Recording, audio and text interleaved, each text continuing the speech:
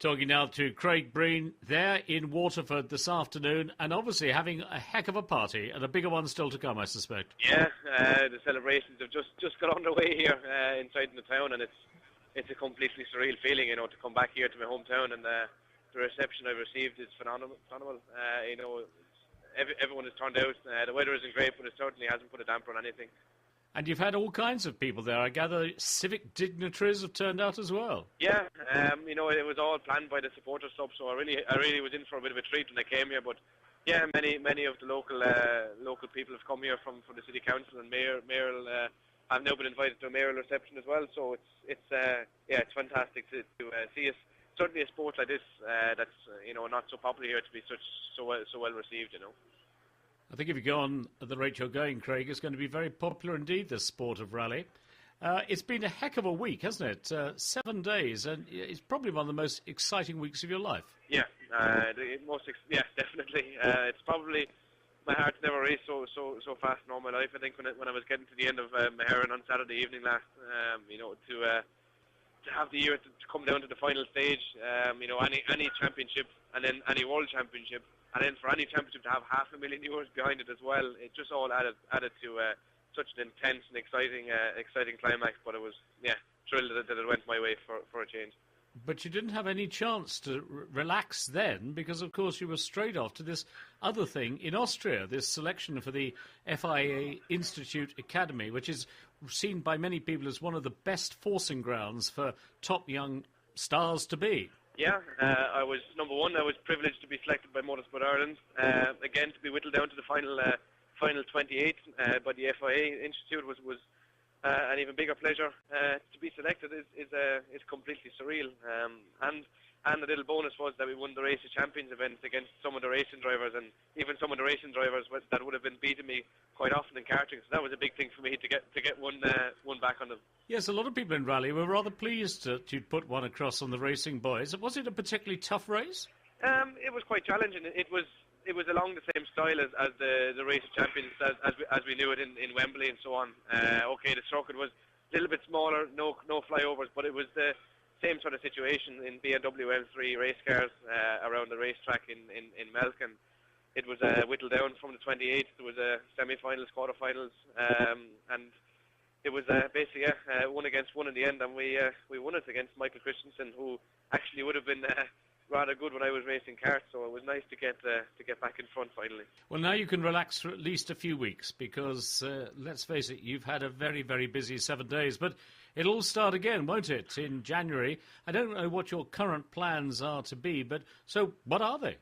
Well, at the moment we're doing SWRC in the Fiesta Super 2000, which I'm just looking at on the ramp here in the middle of town, which looks in great shape.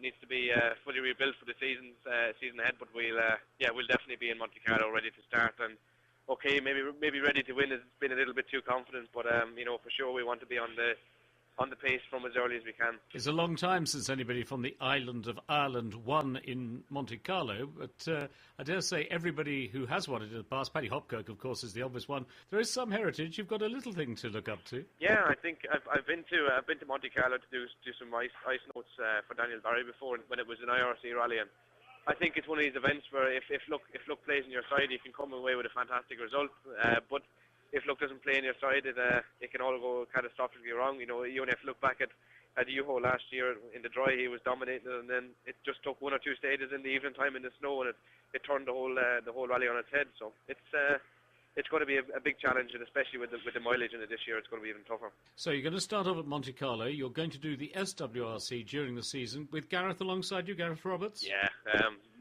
not a shadow of a doubt he's going anywhere. He's massively influential on how successful I've been in recent weeks and recent years. He's been the key to keeping me calm. Especially, I don't think you'd find much more of a strenuous situation than having to drive a stage as fast as you can to win €500,000. So, and he was there. Even as close as 10-15 seconds to go, just to give me one or two words, just to calm myself. And as I said in the post-event press conference, that takes a massively intelligent young man, as well as a massively confident young man. So I'm thrilled to have him beside me. Now, what about the next stage, Craig? Because previous people who've won this type of championship, we now call it the WRC Academy, but we used to call it the party's going on. And we used to call it the Junior World Rally Championship, and people have come on from that. Sébastien Loeb, Sébastien Ogier, many other people have come through that and gone on to big things, and they've gone on quite quickly. Is there any chance we're going to see you in a full four-wheel drive WRC car during 2012? I suppose we can't rule it out. If I was to rule it out, then it stops any opportunities. But I think we need to be quite clever. There is some events that are not in the SWRC that are open to do anything really. We also hope to back it up with an IRC program, depending on whether I can pull in the right sponsorship. So it's going to be very, very busy. I don't want to kind of overdo what I'm doing at the moment. I'll not get bored, so put it that way. I'll definitely not get bored of driving, but I don't want to overtire myself having too much time in the seat. But yeah, I have to leave every option open at the moment, and I'm relishing the opportunity that I have. The thought of you in a Ford Fiesta RS WRC car is a very attractive one. I'm sure you'd like it too. Yeah, the car looks, sounds, and I'm sure it feels awesome as well. And it's proven itself, on tarmac and gravel. Not one to pinpoint, but Jari Matti has really proven the car's pace. I think a big point there is El Priorat on the Saturday in Spain, one of the toughest asphalt stages in the whole world, and he beat Sébastien Loeb on it. And then you go to Finland, Mikko was extremely quick, and again in GB the weekend, Jari Matti was a massive force. So without doubt, the car is exceptionally quick, and it's proven. So it will be a massive opportunity if at some point, maybe even not next year, but the year after, I could have the opportunity of driving it. Well, Craig, from everyone at World Rally Radio and iRally, well done. Congratulations. That's a real double success in a week. And have a great party tonight. And we'll look forward to Monte Carlo. Thank you very much, Greg. Thank you. And thanks to all your viewers and everyone who has supported me over the last year. It's been overwhelming.